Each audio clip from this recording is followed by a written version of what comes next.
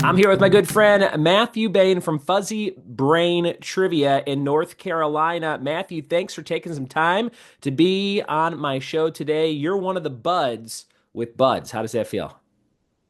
Honestly, it's you might think I'm joking, but it's an honor. The Oh, no, group, I was being facetious.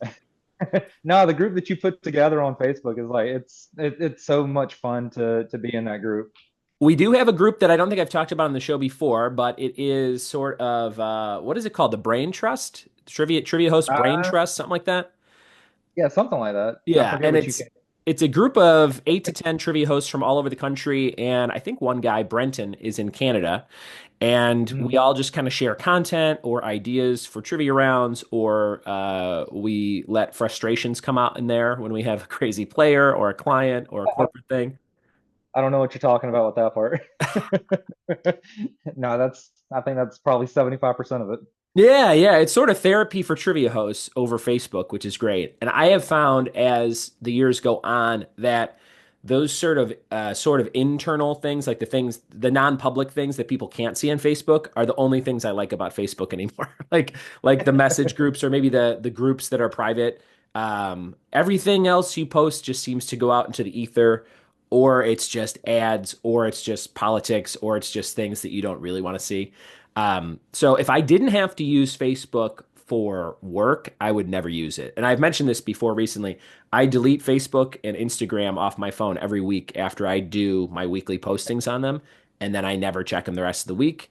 Unless I'm on a computer. So if I sit down like this on a computer, then I'm checking stuff. And of course, I like them and I need them for work. But I looking at them on the phone has become so draining for me that I'm just kind Yeah. of weaning them out of my life. How do you feel about using all that stuff? And do you have to use it every single day for what you do for business?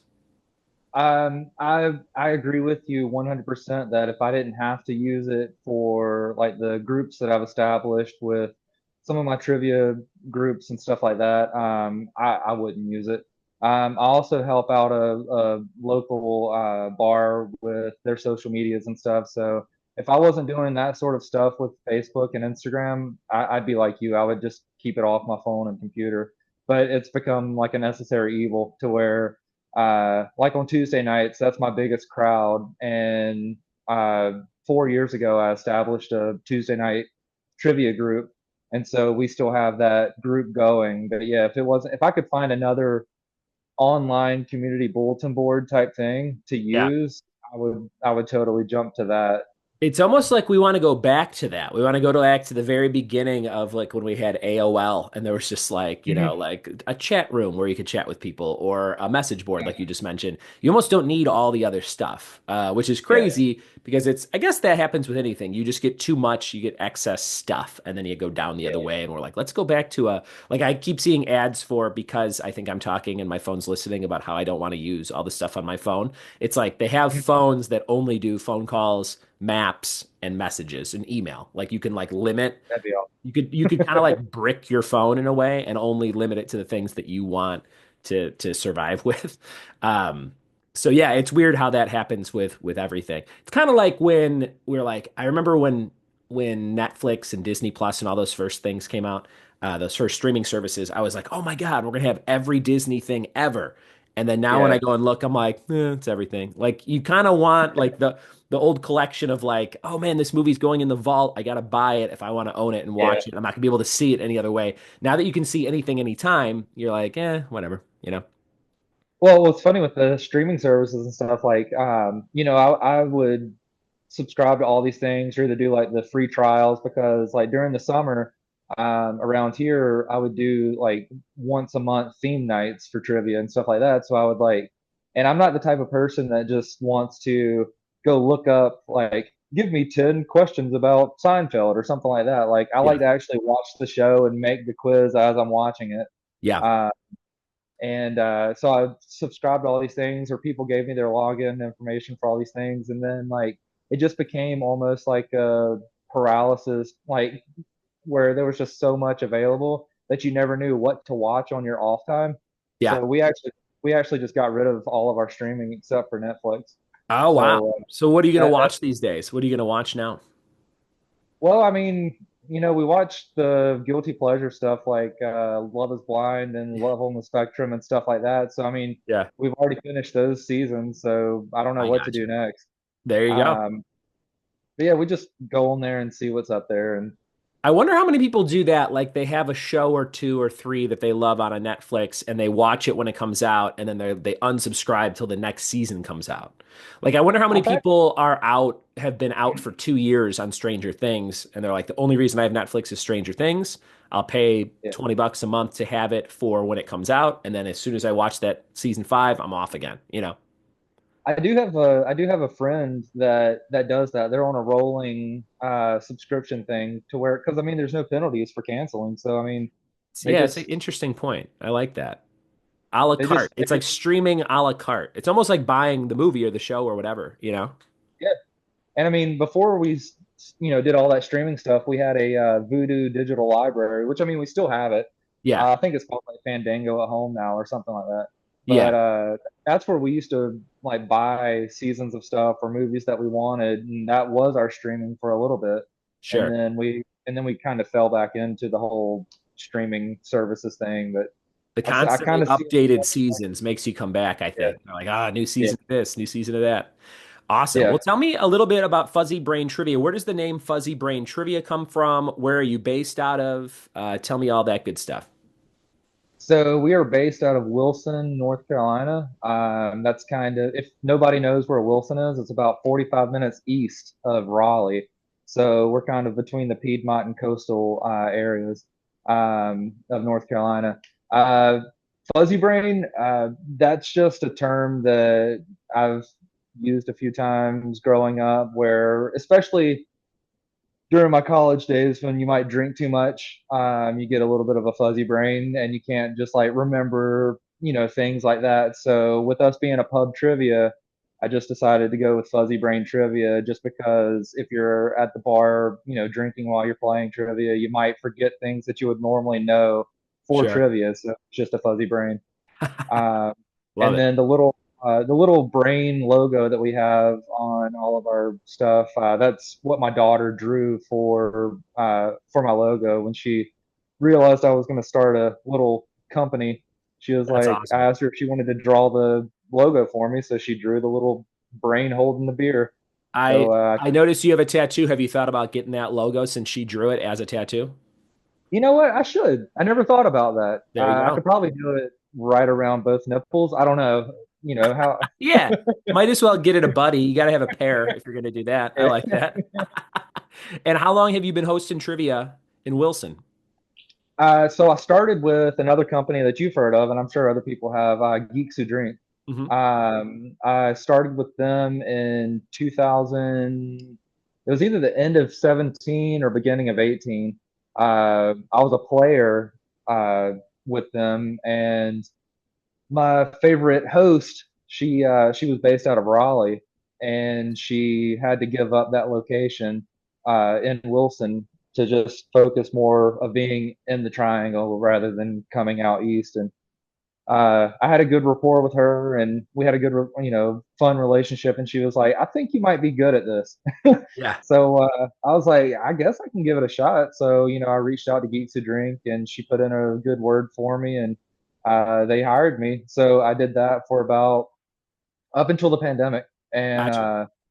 once everything shut down for COVID, they furloughed all the writers. They, basically shut down all the bar trivias and stuff like that. Yeah. And I missed my players, like the people that I had grown to have good relationships with every Monday night, doing that. And I was like, all right, well, Zoom is this thing now, and everybody's stuck at home, so maybe I could try and start writing my own stuff. And Yeah. so I just started out writing three rounds. I think I did maybe 5 or 6 questions per round, but it was just something for me and my friends to get together once a week on Zoom Love since it. everybody was stuck at home. And so I did that for about 8 months, and then a brewery downtown opened up in fall of 2020, and I just walked in and I was like, hey, I kind of do this thing on Zoom. What do you think about doing it, once a month here? Since they had a nice outdoor space Yeah. and you're still having a social distance and stuff. and they were like, yeah, let's do it. So we did it once a month for 4 months, and then and we did it like once a month for 4 months, and then it turned into a weekly thing. So yeah, we started doing it weekly from then until now, and Wow. yeah, so we've You been doing went you went from over a number of years, you went from player to host for another company to virtual host for fun to little side hustle for yourself. And yeah. now how many nights do you run on a weekly basis? I'm still pretty small, compared to you guys. Me personally, I do a weekly show on Tuesdays at a local coffee shop, and then I provide trivia for another host of mine that does it twice a month at a local bar in Wilson. And one of my friends does it twice a month at a bar in Greenville, North Carolina, East Carolina University. Nice. And then yeah, there's occasional bars that reach out for like theme nights and stuff like that that I've done, like Alamo Draft House in Raleigh, and Very cool. just other places like that. But yeah, and then I do private events whenever people reach out for it. So it's pretty small, like I said, compared to you guys, but it's fun. That's fantastic. And you balance all of the trivia hosting with a full-time job of being a mail carrier. How long have you been doing that? I've been doing that. It'll be 16 years in September. Wow. I So think you're the only one. I was telling you on a message yesterday, that's got to be a small group of people who are mailmen and also trivia hosts. There can't be that many. I mean, like less than a dozen in the country, right? maybe, I don't know. Yeah, We maybe less than haven't that. checked our Yeah, I haven't checked our group on that one yet. But yeah, I guess you could say I use my time riding around in my car delivering mail and stuff. I use that time, uh, you know, I started out listening to you on, with your stuff, and so I get ideas from different podcasts, and I'll listen to different trivia podcasts. I'll listen to different, just books on tape, stuff like that, just trying to get ideas for things. And so I try to use that time listening while I'm delivering to help me with building, theme nights and just regular trivia nights and stuff. That's a really good use of that time. I always see, I would say 90% of the mail carriers I see have headphones in. So I imagine they allow you to to do that. Those must all be the trivia hosts Those that are all, yeah, they're Lily. all listening to trivia podcasts.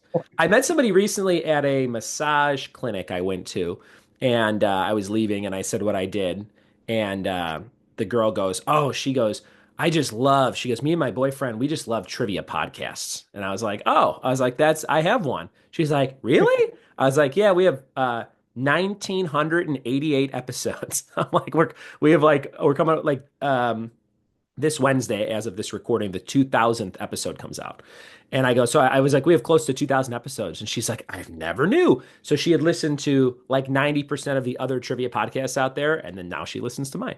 But you never know until you ask somebody, or you kind of like, it's like a very niche thing. And a lot of couples listen to it, and a lot of people find it on road trips. I'd say that's the number one Yeah, thing. They're like bored in the exactly. car, and they're like, see if you could find a thing to pass the time. And then they come across that. But the podcast kind of grew for me out of I had all this content from weekly trivia creation, and I'm like, each one of these could be I could record all 5 rounds that I do as like an hour-long episode, or I could just do each round, and then there's more variety, and there's more downloads, and there's more items showing up for people to listen to. And so that's kind of what it started off. Well, it started off as a totally different show. That's what it blossomed into, and that's what it's been for probably the last 5 or 6 years. But that's very cool. I'm glad you listened to it for so long, and I appreciate you mentioning it.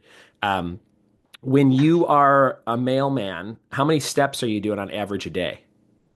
Actually, I'm a rural carrier, so I'm in my car most of the time. So Yeah, I didn't think about I would that. say maybe like 10 steps a day. 10, 10 to 15. I, my driving mileage is about 55 miles a day Okay. on the route, and then just the steps of getting out of my car to the front door of the person's house. So, Is but there a I gas do. station? Is there a gas pump when you pick up your mail truck, or do you have to get your own gas at a regular gas station? Well, being on the rural side also, I have to deliver in my own car. Um, Oh, so okay. they, So and they then you have, just get reimbursed. yeah, Got it. yeah, they give us a gas allowance. They say it's supposed to help with everything, but it does not. So Yeah. they keep telling us they're going to give us our own vehicles and stuff to drive, but they've been telling us that for a while. So I'm not holding my breath on that one. And the U.S. Postal Office, Postal Service, they seem like they have just surpluses of money to buy trucks, right? Yeah, so I'm wondering why we haven't gotten it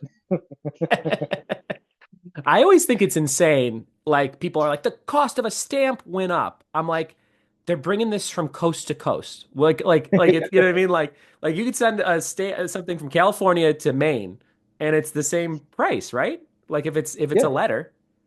yeah. Yeah. So And, like the idea that it costs anything less than $5 should be like a joy, like in the world. You know what I mean? and But another people, thing that people don't realize is that those forever stamps, like when you need to just stock up on forever stamps Mhm. because if you buy it today, I think they're like 70 cents a piece right now. Yeah. So I mean, if stamps go up to 80 cents tomorrow, you only paid the 70 cents and it And there's works. some there's somebody out there, whenever the first Forever stamp came out, someone bought, $50,000 worth of them, and they're They still should have. they're still popping them on there. That's like their investment if they're a big mail snail mail person. But like I that mean, somebody, yeah. I was gonna say if they're smart, they would sell their stamps to other people. Yeah. Oh, yeah. Interesting. Oh, yeah. I wonder if anybody does that. I guess you can't legally resell a stamp though, right? I mean, who knows? I mean, who would know? Yeah, who would know? I mean, I got a Well, bunch of them in my trunk if you want to buy some. yeah, let's do it. Very good. That's fantastic. Yeah, I've always been fascinated with the world of mail. It's almost like libraries. I love libraries. I love that. I love that things that seem like they would have been phased out by now are still around. And I Yeah. don't mean that as a dig to your job, but it's like people are constantly saying like, oh, like, the mail service is behind in terms of the times, or libraries are like, who goes to libraries? I'm like, I go to libraries all the time. I love the idea that that stuff exists, and I hope that those types of services can always exist.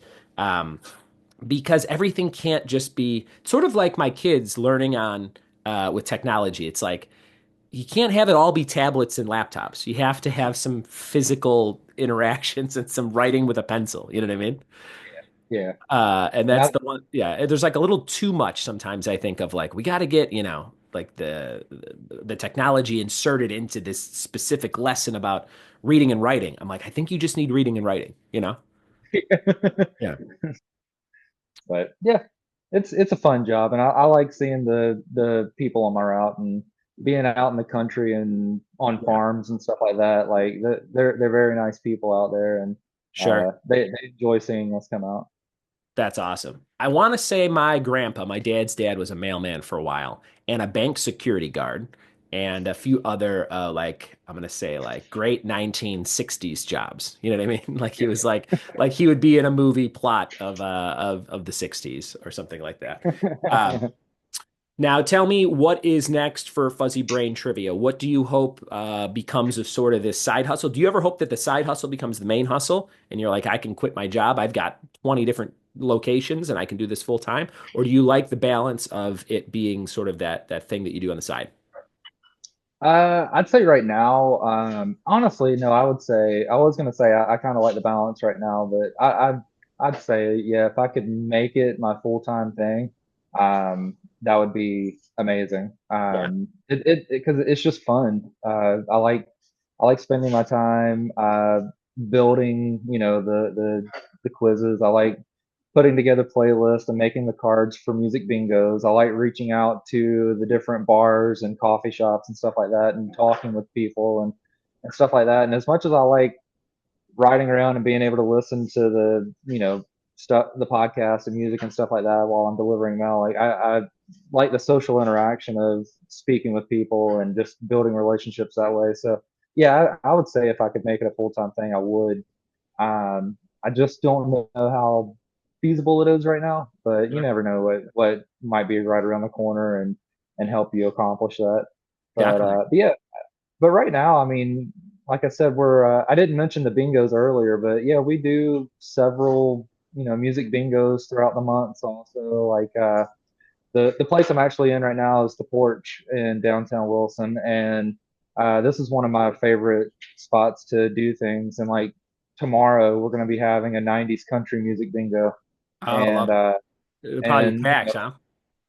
right now the event online. That's another reason I like Facebook is doing the events. Yeah. Um, but yeah, like right now the interest for it is around 350, Wow. and People are ready to so boot scoot. People are ready to boot yeah, scoot there. That's awesome. I love it. and I Yeah, mean, that's Facebook is great, especially for small towns. Like going from LA to where I live now, Facebook is like if like you said, you make an event and people are interested, they're probably showing yeah. up as opposed to like LA where it's like, maybe it's up in the air.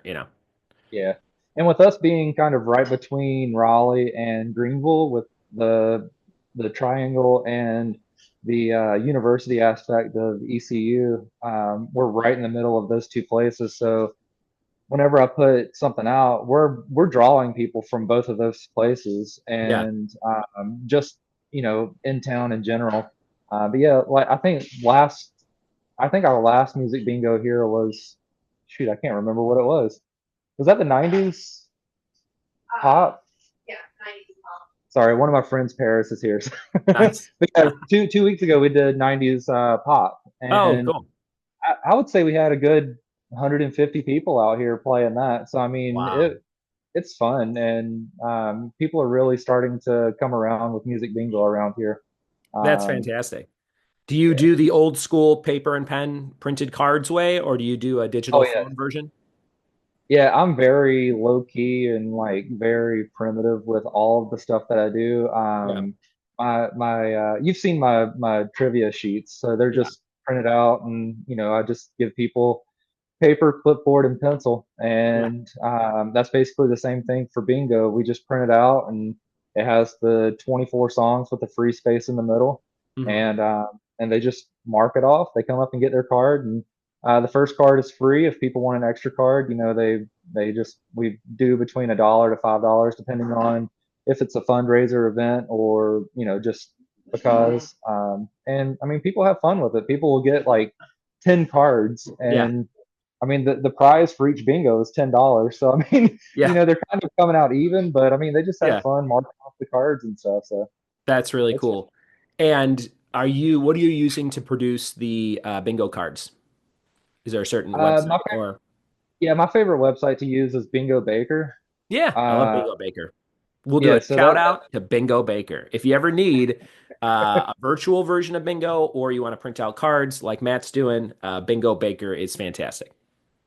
and the cool thing is, I think they have like a lifetime membership where Yeah, it's it's like only 12 like bucks or something. yeah, it's like it might be a little bit more. I want to say it's like $25, but I Yeah. mean, you just pay it one time and you just have a lifetime Yep. account. I'm a big fan of Uh, lifetime memberships to anything. I think that's like it yeah, makes you feel like you're winning so much. yeah. So I That's mean, great. it's easy. That's part of what I do on the mail route too. I just put together these playlists for the bingos. I just, what's our theme going to be? Is Yep. it '90s country? And then I just spend all day listening to '90s country. I'm like, yeah, that'd be a fun one to play during bingo. So I'll add Yeah. it to the playlist and then When just when type you it. when you're making those playlists and there's 24 squares on the card plus their free space, are you only doing 24 bingo songs? Or how many total are on the playlist? No, I usually try and have my playlist get up to at least Hmm, uh, 75 songs. gotcha. Uh, I've found the sweet spot is like right at around 75, 80, because that makes the length of the playlist about 4.5 hours. Oh But wow. when I'm playing bingo with the people, I tell them like I'm gonna play about a minute to a minute and a half of each song, and then I tell them like if there's a song that you want to hear all of, just shout out, play it all. Oh, Uh, I okay. just don't I just don't play two songs consecutively all the way through, just because the night Gotcha. would last forever that night. And I Yeah. found that out with one of my Taylor Swift bingos Yeah. because everybody just wanted to hear every song all the time, and it ended up being a 4 hour bingo. Oh my So gosh. Yeah, they weren't sad about that, but I get what you're saying. Yeah, that could be long. yeah, I do 50 song playlists. All my playlists are on Amazon, and I probably have 150 playlists, different genres and things. And then I play roughly a minute of each song, and then I make the game last 1 hour. Yeah. So at a regular 2 hour show, I'm doing two playlists. Certain places we do number bingo for an hour and then music bingo for an hour. Okay. So that's sort of my go-to way. Print out cards. I use a website called, sometimes I use Bingo Baker, and then there's another one just called Print Dash Bingo, I think it's called. And Okay. again, that's like a $12 lifetime subscription, and you can make all kinds of custom bingo cards on it. I think I had found that one before Bingo Baker years ago. But those are both very helpful. And then shout out to a new one I found called Jindo, Jindo. That one I think is $30 a month, but it is all digital. So everybody plays on their phone, but Okay. all the playlists are built into the website and it's all website based. So it produces a QR code for you. They scan the QR code, they play marking off on their phone. And once you select the playlist you want, you can say, I want 15 seconds or 30 seconds of every song. So it's a little bit Okay. quicker. And it tells you how long it'll be before someone gets a bingo. And it guarantees that there's only one winner with bingo, which is Nice. great. So you never have ties. And then you can have it show the title of the song or not show the title of the song. So if you wanted to make it a little bit harder, or you want them to just, like, because a lot of places I do are older folks and they use Shazam anyway. So they love Yeah. that this just tells them the name. So I've been messing around with that for a month. It's really, really good. For $30 a month, it's worth having in my arsenal. If I ever just want to do a Yeah. quick round of this thing called Jindo, like music bingo, I can do it in a trivia night, or I could do a whole night of Jindo. But check that one out. It's very versatile, and the idea that you don't need anything to externally make the cards or to play the playlist. Like, I don't know how they do it, but it's all built in. Is very handy because you could just show up somewhere with an internet connection and have a game, which is cool. But yeah, let's see. A couple more questions for you. When you're at all these great breweries and different places where you host, how tempting is it to have a beer every single time? Or do you have a beer every single time? Tell me about your drinking schedule. Every day. Yeah. Um, so usually when I'm going into a place, I'll tell them my rate for, I usually have the bingos and the trivias. I've gotten to a point where I've gotten them to be roughly an hour and a half to 2 hours long. Yeah. So I'm guaranteeing between an hour and a half, 2 hours. And so whenever I give them my rate, along with my rate, I ask for at least two drinks on the house. So that way it's one drink per hour that I'm there. Yeah. And most of the places are accommodating. And if they're Yeah. not, then I'll just probably have one. Yeah. Yeah. Because I mean, it just comes out of my rate for that evening. So Sure. I would say 90% of the places I do, they're just like, here, have a beer, or like try this new yeah, one. And I'm like, okay. Like, so yeah, yeah, doing great. it Sunday through Thursday pretty much every week, I have to really go like, all right, I'm not having a beer tonight, or I am having one tonight, or Yeah, whatever. But that was sort of a thing that I didn't think about before I started doing it full time. Like, I was like, oh yeah, I guess I'll be drinking every night of the week if I want to, or if I can't stop. But it is a fun perk of the job, and I love when yeah, when breweries are like, "We just made this. Tell us what you think," or "Hey, what do you think of this hybrid of these two together?" It is a very fun part of the perk of the job. that actually did just happen yesterday or Sunday. We were back in Greenville. My wife is a photographer, and she was taking some pictures of our friends. Um, and so we went to the brewery that we provide stuff for. My friend Steven hosts there. We just walked in just to say hey to the guys and stuff like that, and they did that exact thing. They were like, "Hey man, we just put this on tap. Yeah. Tell us what you think," and just handed it to me. So that was fun.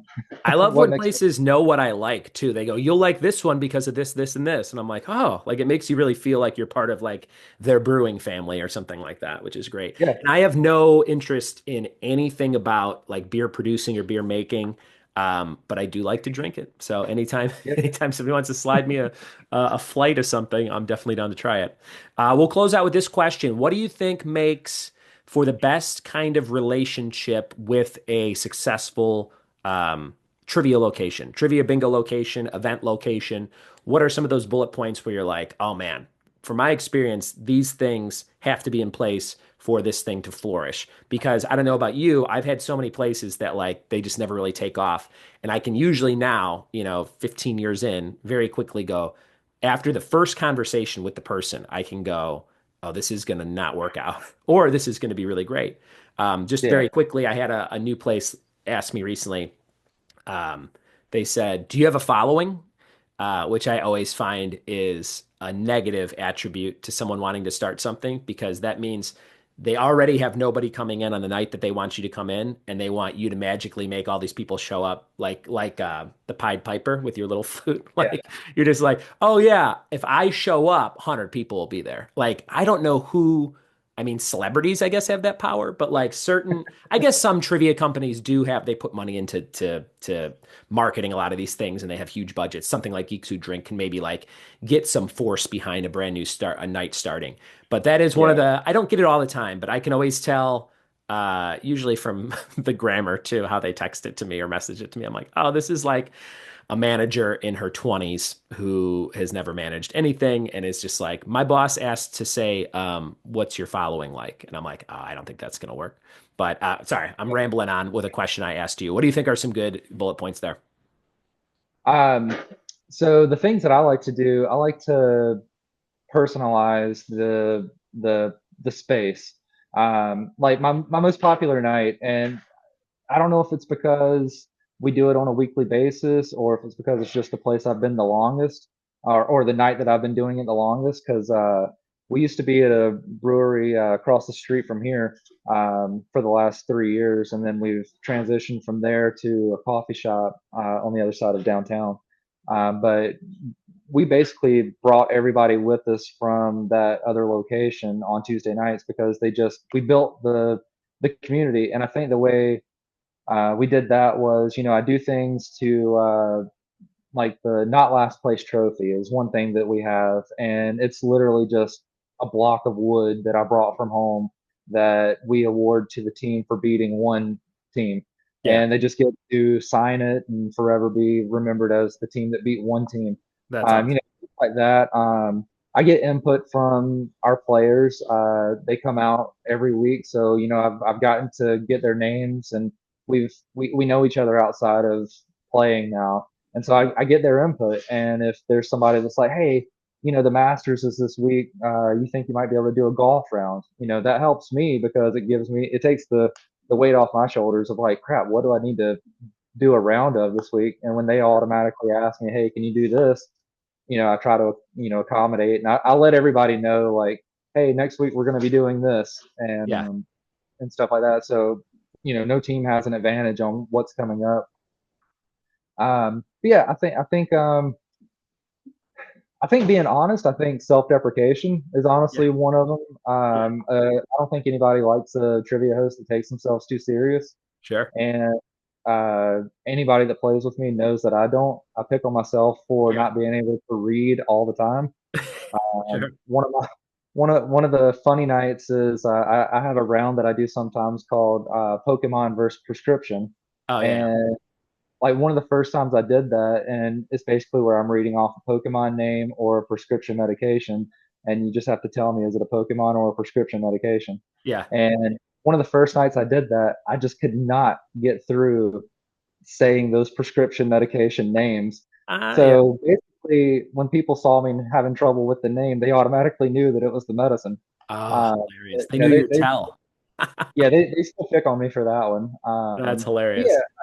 and then there's like another round that I've done in the past called Wipeout, where any wrong answer in that round wipes out all correct answers before it.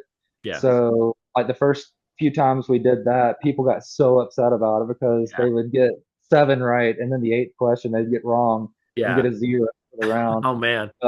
But it just turned into a thing where they got mad at me. I laughed in their face, and then we all just hugged and had a good time. So I think Hilarious. just having fun, just Yeah. don't take yourself serious.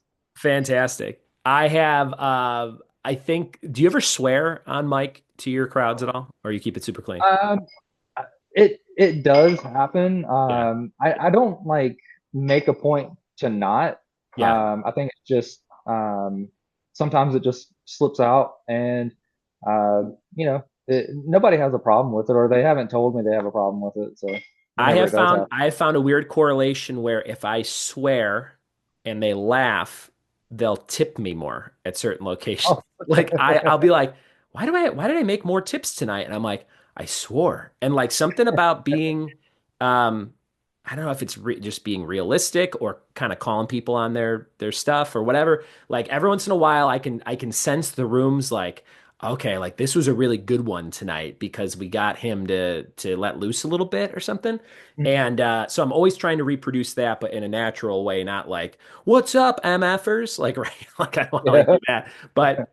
I had a guy come up recently, like every once in a while, somebody will walk up to me with their phone, like towards the end of a round, and I'll always go, like on the microphone. All right, now when someone walks up with a phone, they're usually going to say, actually, and then show me like the right answer. And so I described that scenario to the guy holding the phone who looked like he was like in shock. And I'm like, so you're going to tell me something that was wrong and you're going to show me on your phone. I go, now, usually the person that does that is a huge asshole. And then everybody laughs. And then he feels like, oh no. And I could tell you're not going to be an asshole, but I'm going to check it out. And then so whatever he showed me uh, was accurate. And I did need to count it, but it made for a fun moment where it diffuses the idea. It makes you still in control as the host, but it makes it Mhm. fun and it still honors what that guy was trying to do to get the points for his team. So it created this fun moment that people, I think, got a kick out of. Yeah. And I want to say I that guy on the way out like threw $5 or $10 in my tip jar, like, "Hey, thanks for messing with me," kind of a thing. So I think when you can create those real moments with the players, that's what gets people to come back. They come back for the beers and the drinks and the food, and they come back for the host, but they come back for those interactions where I think they go, "Oh, that was more than a trivia show. I felt like I was part of a family there," or that guy joked around with us where we felt like we are at maybe a little bit at a comedy show. And that's what I'm always trying to recreate. And there are times where I might be lazy and I walk out and I go, I didn't do a lot of moments like that. And I didn't really do my job. I did the job tonight, but I didn't do the extra part that makes the job flourish, you know? Yeah. Yeah, I've actually had moments like similar to that where somebody will come up and do the, actually Yeah. thing and stuff like that. And I'll be like, all right, they got it right. And, I'll be on the microphone and I'm just like, all right, I'm gonna put that point in and it did nothing. You're still in third place, stuff like that. Yeah, yeah, that's what it always is too. That goes up in the same pile with that team has their phone out, and I'm like, even if they're cheating, they're dead last. So like, let them. Exactly. There's no point in even me mentioning it because they're not.